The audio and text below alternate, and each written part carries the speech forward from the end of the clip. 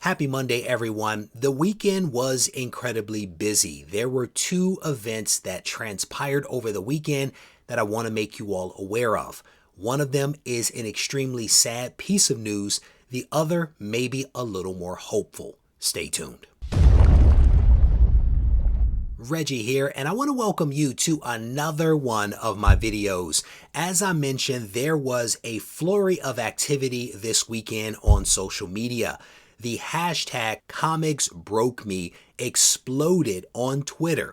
There were dozens of creators that took to social media to share their personal stories of how the comic book industry has taken advantage of them.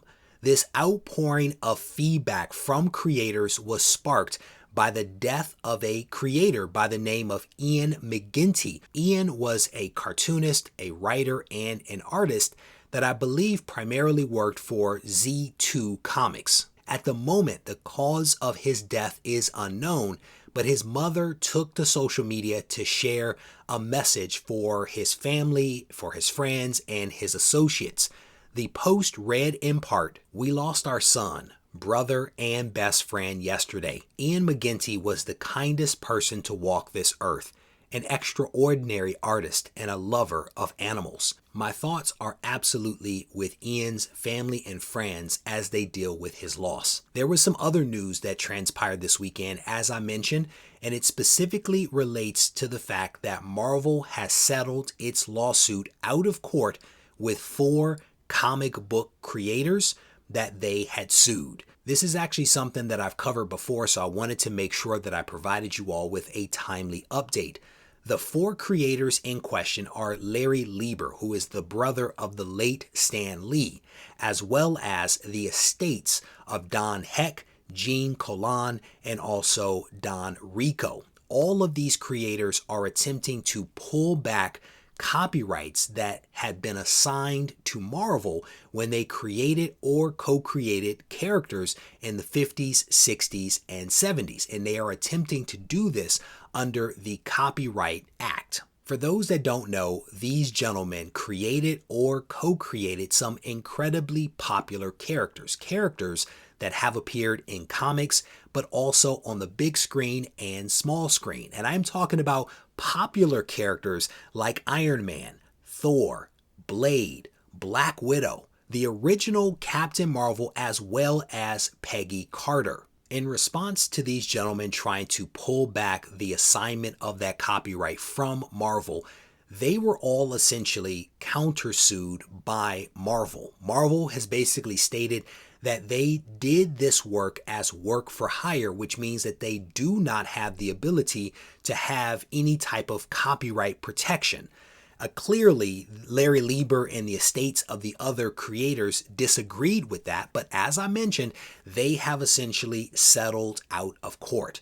And I do not know whether we are ever going to learn the details of the deal, but a spokesman for Disney and the attorney for the artist have basically said that the parties have reached an amicable resolution.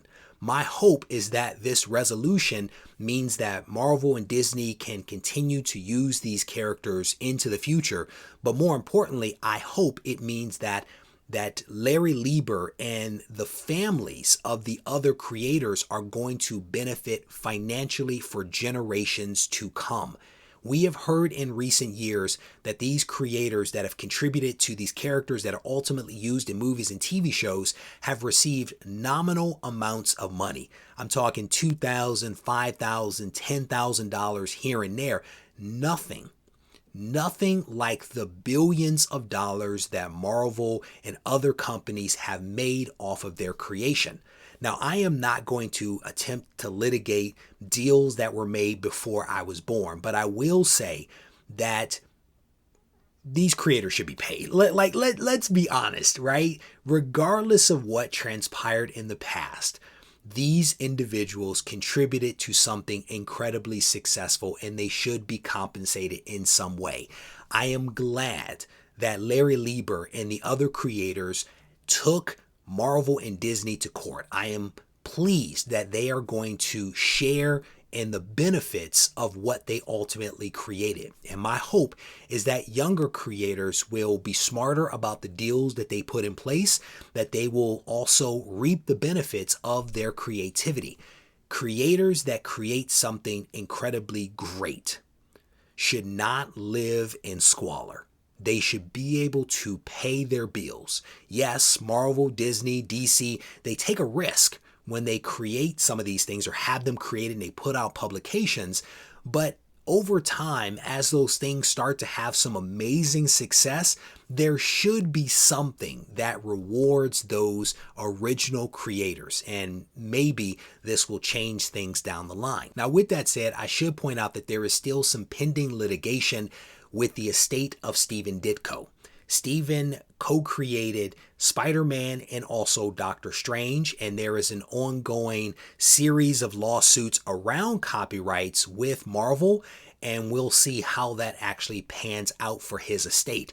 If there are updates, I will absolutely bring them to you, and I definitely want to encourage you, if you haven't done so, to go ahead and subscribe to the channel. If you need to reach out to me, feel free to do so on Instagram at Regie Collects. Take care. If you're feeling frisky, head over to SWOLDIERpublishing.com to support our Kickstarter for Isolation Issue 4. Multiple packages are available.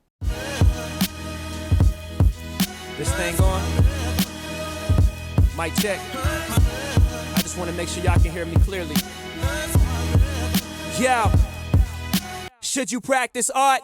Or should art be your practice? I had a question, so I asked it. Not to anyone specifically, but to my inner God, you know? The one that's gonna be a master. The one that's more than a rapper. The one that's an educator. The one that seeks enlightenment. He travels with concepts. He's got the mindset expansive.